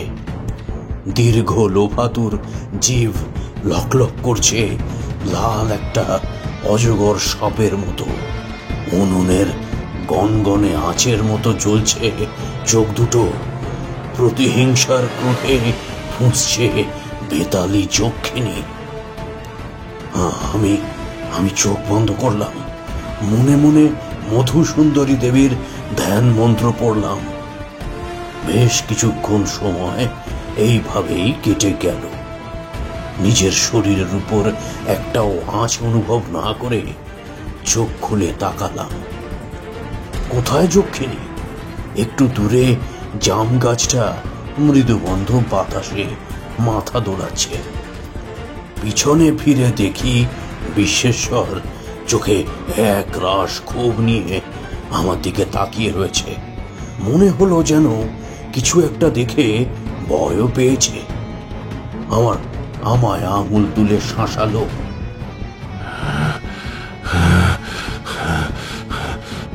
দেখে নেব, দেখে নেব, তোকে আমি দেখে নেব, দেখে নেব। এই বলে সিঁড়ি দিয়ে নিচে নেমে চলে গেল সে। কি ঘটেছে ওখানে আমি তাও জানি না, তবে মধুসুন্দরী দেবীর কৃপায় আজ আবার আমার প্রাণ রক্ষা পেয়েছে। দেবীর উদ্দেশ্যে কপালে হাত ঠেকিয়ে একটা প্রণাম করলাম। আমার মাথায় তখন একটাই প্রশ্ন খেলে গেল, যক্ষিণী কোথায়? সে কি চলে গিয়েছে? তবে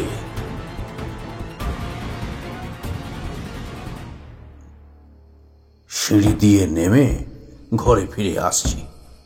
মালিনীর ঘরের দিকে তাকিয়ে দেখলাম ঘরের দরজাটা ভেতর থেকে বন্ধ। দরজায় কান পাততেই একটা তীক্ষ্ণ চিৎকার শুনে কানটা সরিয়ে নিলাম। আরো 2-3 বার শুনলাম সে চিৎকার, অর্থাৎ যক্ষিণী এখনো যায়নি। কোনো সাধারণ মানুষ সে চিৎকার শুনলে সে ওখানেই অজ্ঞান হয়ে পড়ে যেত। তখনই মাথায় একটা বুদ্ধি খেলে গেল। দৌড়ে আমার ঘরে গিয়ে ঝোলা থেকে একটা মন্ত্রপুত তালা চাবি বের করে আনলাম। সেটা ঝুলিয়ে দিলাম মালিনীর ঘরের দরজায়। ক্রোধে উন্মত্ত হয়ে রয়েছে বেতালি যক্ষিণী। ওকে বন্ধ করে রাখতে হবে, না হলে সর্বনাশ হয়ে যেতে পারে। কিছুক্ষণ অপেক্ষা করে নিজের ঘরে ফিরে এলাম। পুরো ব্যাপারটা একবার মাথায় সাজিয়ে নেওয়ার চেষ্টা করলাম, কিন্তু মাথা শান্ত হচ্ছে না কিছুতেই। শেষ রাতের দিকে কখন যেন ঘুমিয়ে পড়লাম। সেদিন রাতে স্বপ্নে এলেন মধুসুন্দরী দেবী। সেই একই রকম নীলাম্বরধারী মদবিহল লোচনা, যেমনটি সেই কিছু বছর আগে বরাকর নদীর ধারে দেখেছিলাম। জানি না আদৌ স্বপ্ন ছিল নাকি বাস্তবেই তিনি এসেছিলেন। মনে হয়েছিল তিনি যেন আমার পায়ের কাছটিতে দাঁড়িয়ে রয়েছেন। সুমিষ্ট কণ্ঠে তিনি বললেন, শোনো সাধক, আমার হাতে খুব বেশি সময় নেই। বেতালি যক্ষিণীকে প্রতিহত করার অনেক উপায় আছে, তবে এই মুহূর্তে সবচেয়ে সহজ এবং কার্যকরী উপায় হল প্রত্যঙ্গিরার হোম। বেতালি এক মহাশক্তিশালী যক্ষিণী। দেবী প্রত্যঙ্গিরা পারবেন ওকে প্রতিহত করতে। তোমায় উপায় বলে দিচ্ছি। এ বাড়ির পেছনে অগ্নিকোণে ঠিক 7 হাত এগোলে একটা পাকুড় গাছ আছে। তার তলায় বসে কাল রাতে তুমি যজ্ঞ ডুমুরের সমিত দিয়ে 1 সহস্র হোম করবে। দেবীর বীজ মন্ত্রে হোমে আহুতি দেবে। মধুতে ডোবানো রক্তপুষ্প দিয়ে পূর্ণাহুতি দেবে। তারপর প্রত্যঙ্গিরার প্রয়োগ মন্ত্র জপ করবে যতক্ষণ না দেবী প্রকট হন। তোমার কাজ এইটুকুই। এখন আমায় যেতে হবে। তোমার হাতে সময় খুব কম সাধক। বিশ্বেশ্বর তোমার ক্ষতি করার জন্য সর্বপ্রকার চেষ্টা করছে। ওকে আমি প্রতিহত করছি। ওর কোনো কার্য যাতে সফল না হয় তা আমি নিশ্চিত করব। তুমি শুধু যেমন বললাম তেমন করো, নিশ্চিত ফল পাবে। জয়ী হও সাধক। শেষের কথাটি যেন বহু দূর থেকে শুনতে পেলাম। সঙ্গে সঙ্গে আমার ঘুম ভেঙে গেল। মধুসুন্দরী দেবীর বলা প্রতিটা কথা আমার মাথায় গেঁথে আছে। প্রত্যঙ্গিরা, দেবী প্রত্যঙ্গিরা, মহামায়া নরসিংহী দেবীর উগ্রতমা রূপ।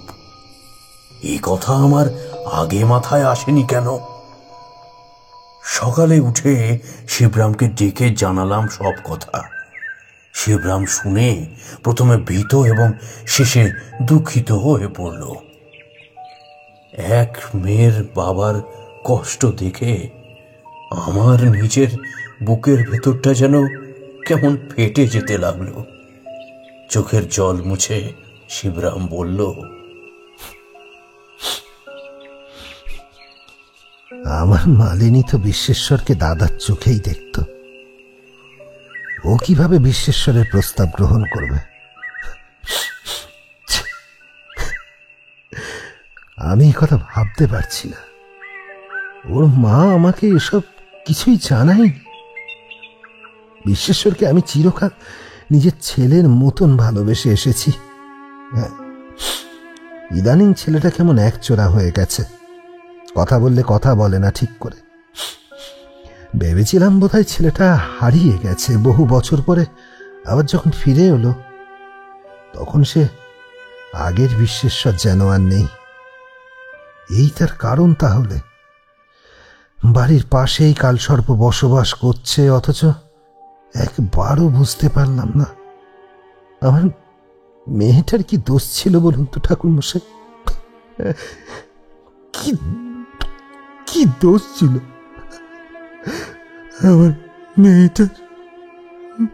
বলুন না, কি দোষ ছিল আমার মালিনীর? কি বা উত্তর দেব এর? শুধু বললাম, যৌন ঈর্ষা বোঝো শিবরাম? এ হলো যৌন ঈর্ষার নগ্ন বহিঃপ্রকাশ।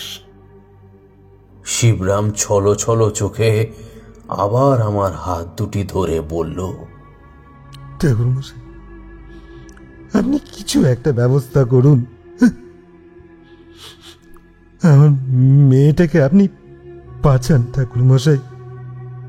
আজ আমার কাছে আশ্বাস আছে, আমি ওকে সেটুকু দিতে পারি। বললাম, কোনো চিন্তা করো না শিবরাম, সব ঠিক হয়ে যাবে। আজ রাতেই আমি হোমে বসবো।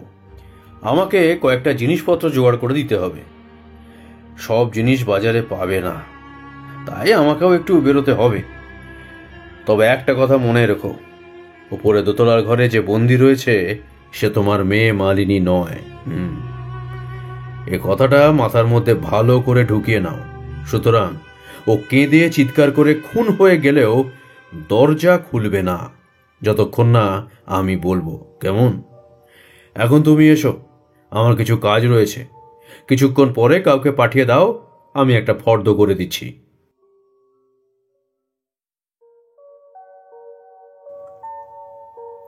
সেই দিনটা যজ্ঞের কিছু জিনিস জোগাড় করতেই কেটে গেল। বাড়ির পিছনে পাকুড় গাছটাও এক সময় খুঁজে রেখে এলুম। দেবী যেমন বলেছিলেন ঠিক সেই জায়গাতেই পেলাম গাছটা।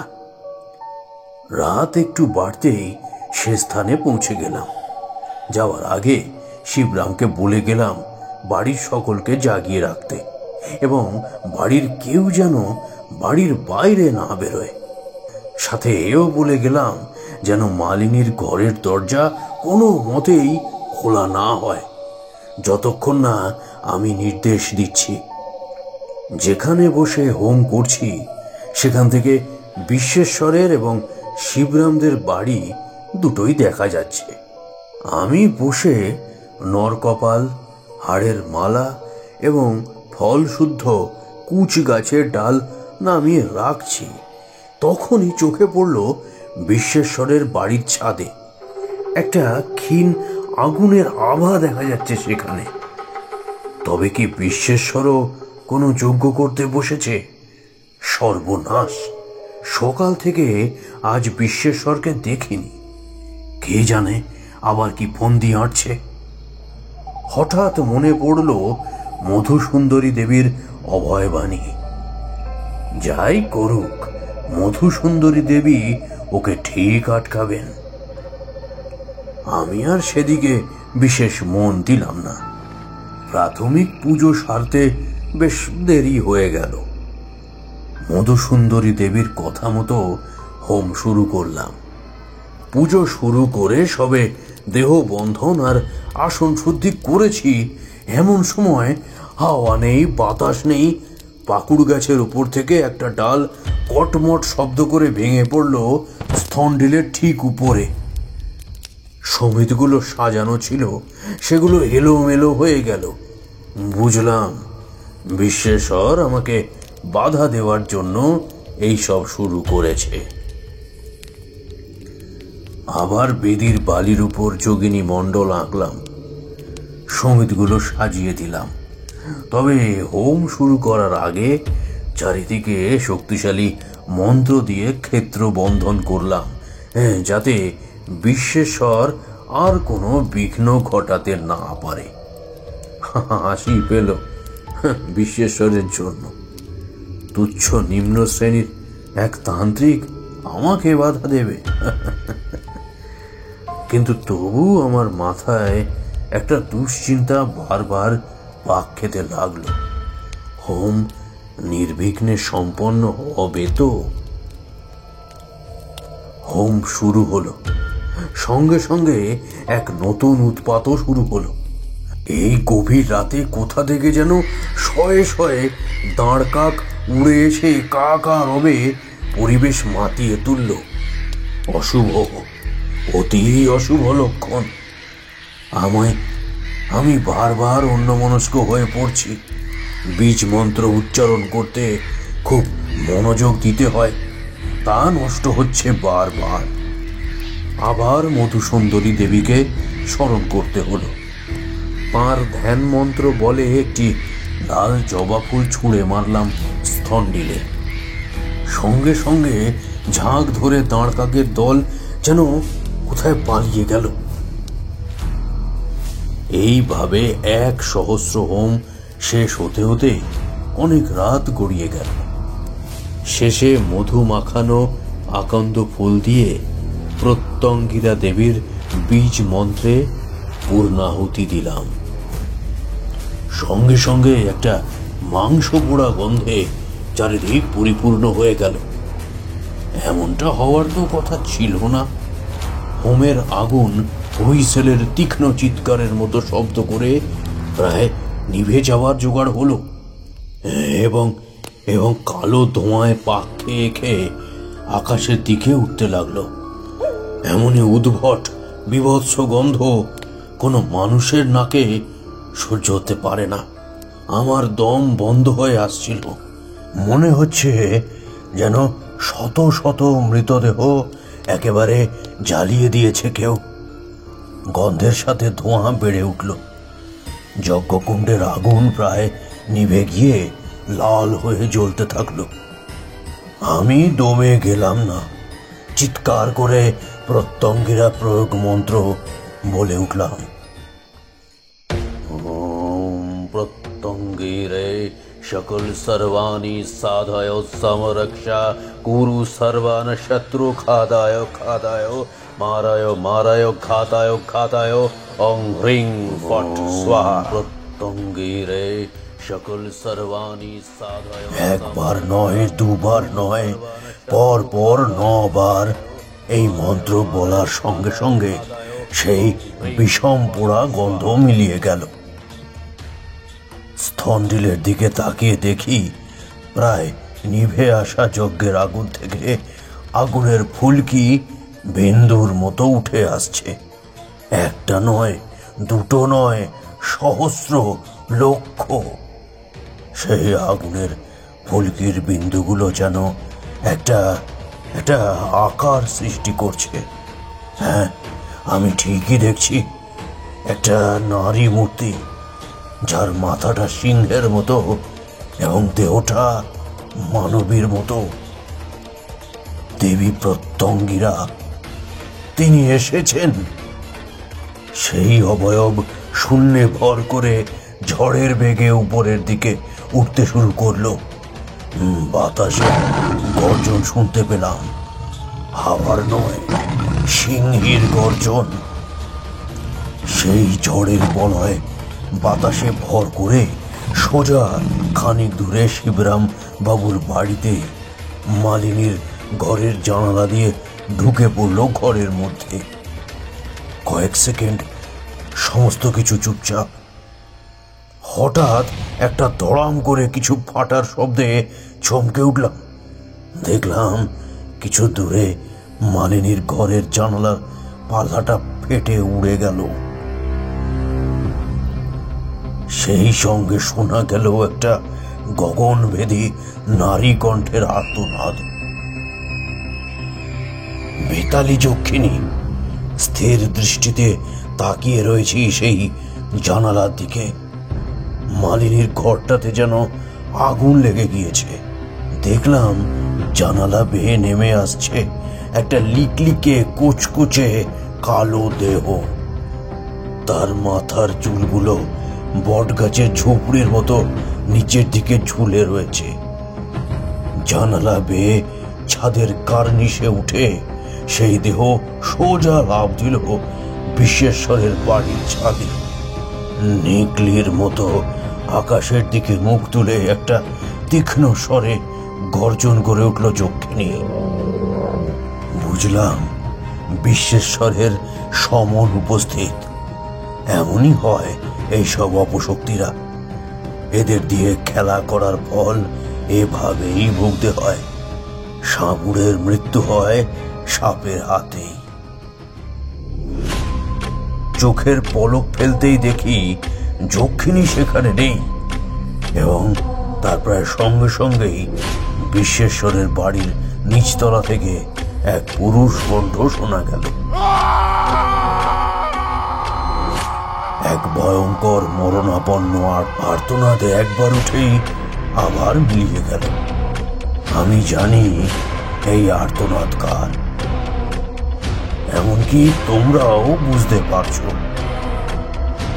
কোনো মানুষের মৃত্যুতে খুশি হওয়া উচিত নয়, কিন্তু সেখানে আমার কিছু করার ছিল না।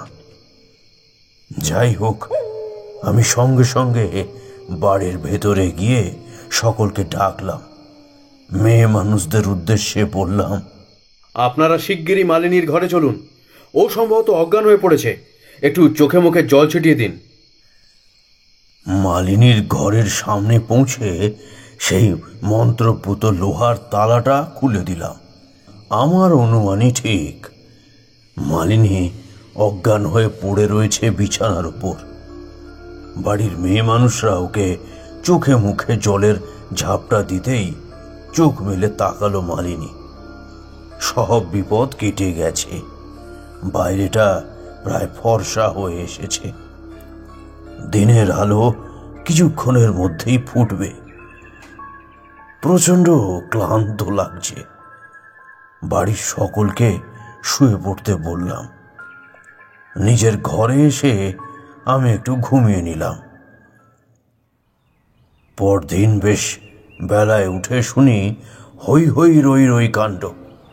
গ্রামের ৮০% মানুষের ভিড় জমেছে শিবরামদের পাশের বাড়ির নিচতলায়। আমার বুকটা এবার যেন কেঁপে উঠল। কাল তো আর্তনাদ শুনেছি। নিচে গিয়ে মানুষের জটলা ঠেলে ঢুকলাম সে বাড়ির ভিতরে। কি সর্বনাশ! বেতালি যক্ষিণী নিজের কাজে সফল না হয়ে তার আহ্বানকারী সাধকেরই ধড় থেকে মুন্ড আলাদা করে দিচ্ছে। উফ উফ, মুচড়ে ছিঁড়ে নিয়েছিল পুরো। ধবধবে সাদা পাঞ্জাবিটা দেখে চিনতে পারলাম।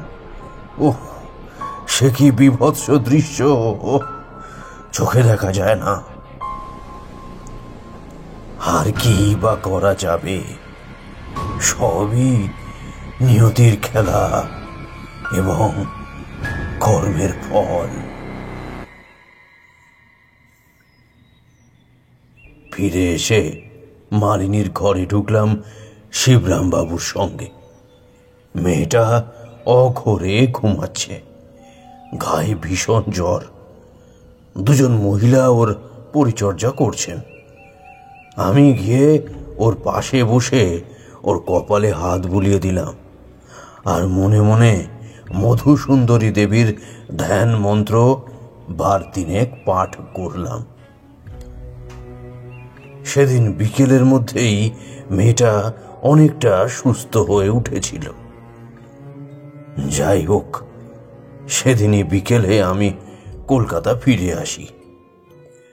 পরে চিঠি মারফত জানতে পেরেছিলাম মালিনী সুস্থ হয়ে উঠেছে। আরো 1 মাস পর আরেকটি চিঠিতে জানতে পারি মালিনীর খুব ভালো পরিবারে বিয়ে হয়ে গিয়েছে। খবরটা শুনে সত্যিই খুব খুশি হয়েছিলাম। যাক, শিবরামের শেষমেশ মান রক্ষা হয়েছে।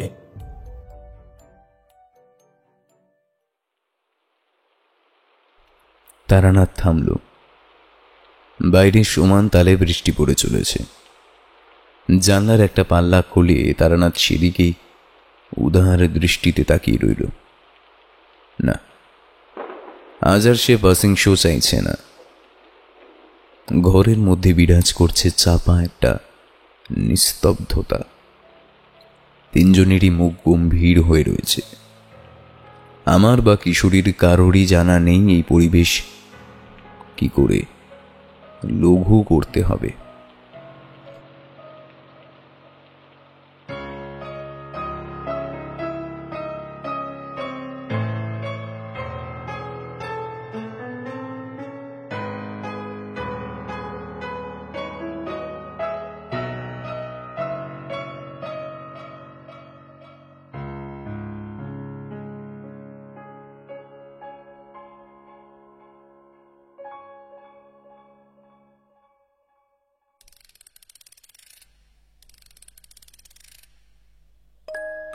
শুনছিলেন লেখক আকাশ গুহর লেখা তারানাথ ফ্যান ফিকশন, তারানাথ তান্ত্রিক ও যক্ষিণী রহস্য। সম্পাদনা এবং কাস্টিংয়ে সৌরভ এবং শ্রেয়া। পরিচালনা এবং ভিডিওর ভিজুয়াল ইফেক্টসে সৌরভ। এডিটিংয়ে আর্য। পোস্টার ডিজাইন কৃষ্ণেন্দু মণ্ডল। আমাদের গল্পটি ভালো লেগে থাকলে লাইক করে দেবেন এবং আপনাদের মূল্যবান মতামত কমেন্টে জানাতে ভুলবেন না। আরও নতুন নতুন গল্প শুনতে চ্যানেলটি সাবস্ক্রাইব করে পাশে থাকা বেল আইকনটি প্রেস করে দেবেন, যাতে নতুন কোনো গল্প এলে তা সরাসরি সবার আগে পৌঁছে যায় আপনার কাছে। শুনতে থাকুন মিডনাইট ফ্যান্টাসি।